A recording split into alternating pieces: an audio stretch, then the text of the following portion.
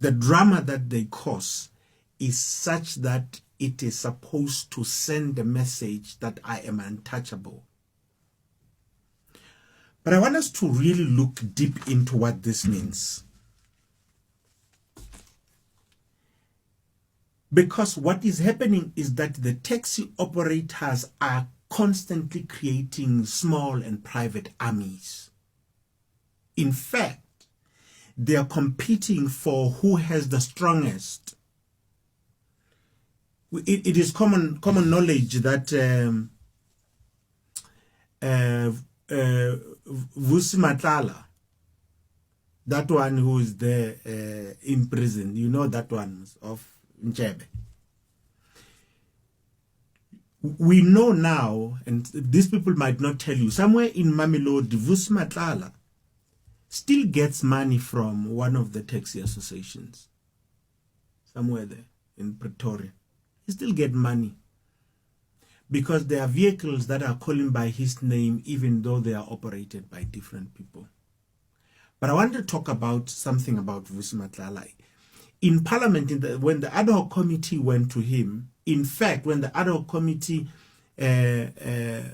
interviewed the former minister, Becky Cele, it was revealed in that interview that Vusi Matlala has taken the best that the country has produced.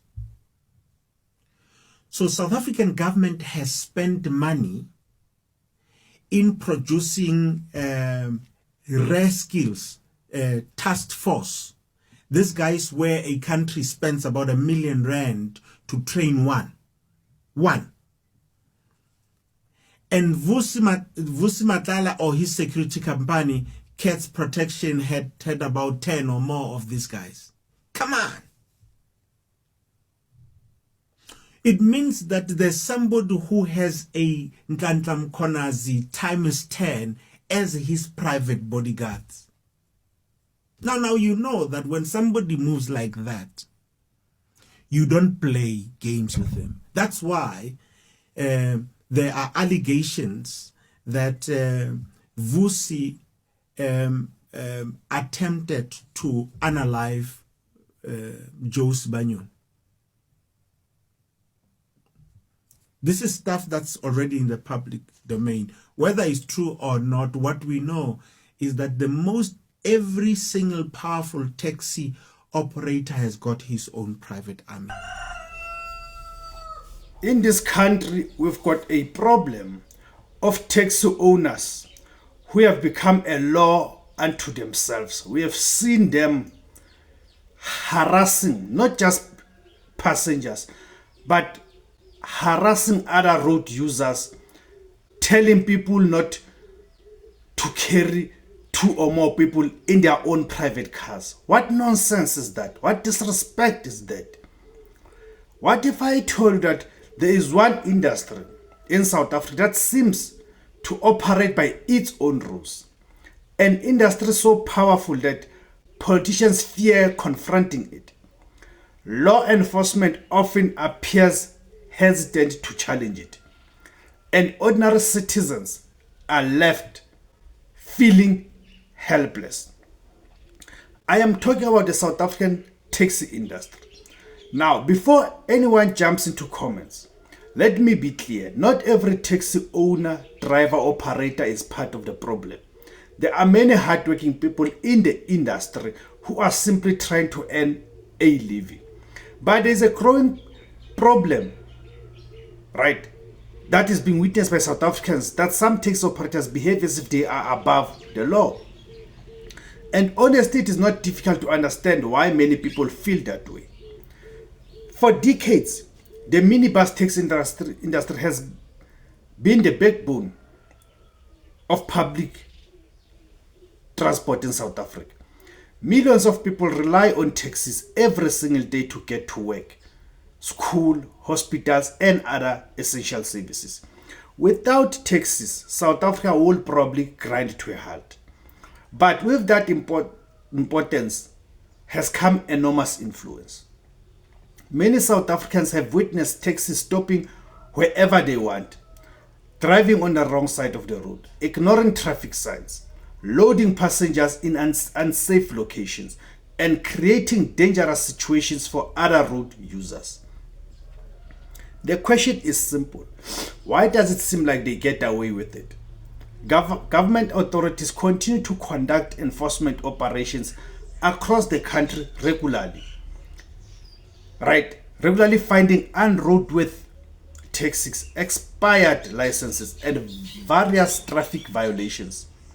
Recent operations in Gauteng alone resulted in dozens of taxis being discontinued or impounded for failing roadworthiness requirements.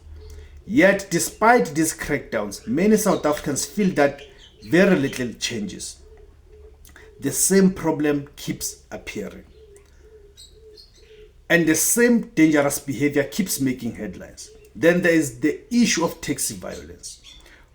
Whenever routes, territories, or operating rights are disputed, innocent people often find themselves caught in the middle. Over the years, taxi-related violence has claimed lives and disrupted communities across the country.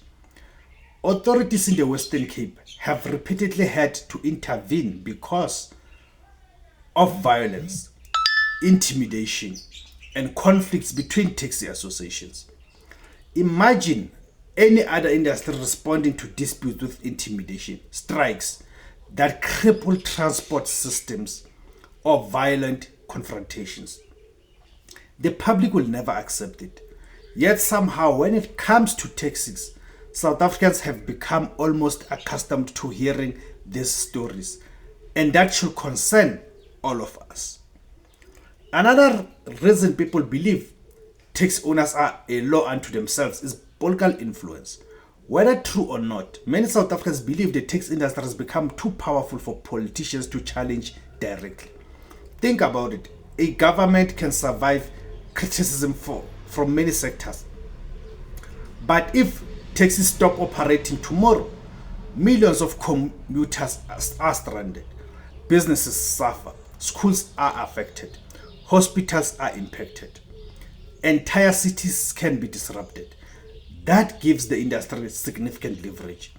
And when an industry becomes powerful enough to affect the daily lives of millions, politicians naturally tread carefully. The result, many citizens feel that enforcement is inconsistent and that accountability is often lacking. Right. But let's see the other side of the story. But let's also be fair. The taxi industry did not become this powerful overnight. Government failures in public transport created a gap that taxis stepped in to fill. For many communities, especially in townships and rural areas, taxis are often the only reliable transport option. While trains collapsed in many areas and bus services struggled, taxis continued operating. They transported workers, they transported students, they kept the economy moving. So this is not simply a story of a bad taxi owners versus good citizens. It's also a story of a country that became heavily dependent on one transport system. And when dependence grows, so does power. In conclusion, the real issue is not whether the taxi industry is important. It absolutely is important. The issue is whether any industry, no matter how important, should be allowed to operate without full accountability. The rule of law must apply equally to everyone. Whether you are a politician, a CEO, a taxi owner, or an ordinary citizen, South Africans deserve safe roads. Commuters deserve reliable transport. And honest taxi operators deserve an industry that is respected rather than feared. Until there is a consistent law enforcement, real accountability, and meaningful reform, many South Africans will continue asking the same question. Are taxi owners in South Africa truly a law unto themselves? Or have we simply allowed the problem to become too big to confront? Let me know what you think in the comments below. Have you had positive or negative experiences with taxis in South Africa? Do you think the industry gets unfair criticism? Or do you believe it is time for stricter enforcement? If you enjoyed this video, do not forget to like, subscribe, and turn on notifications. I'll see you in the next one. My name is SEKHOSANA. Come on.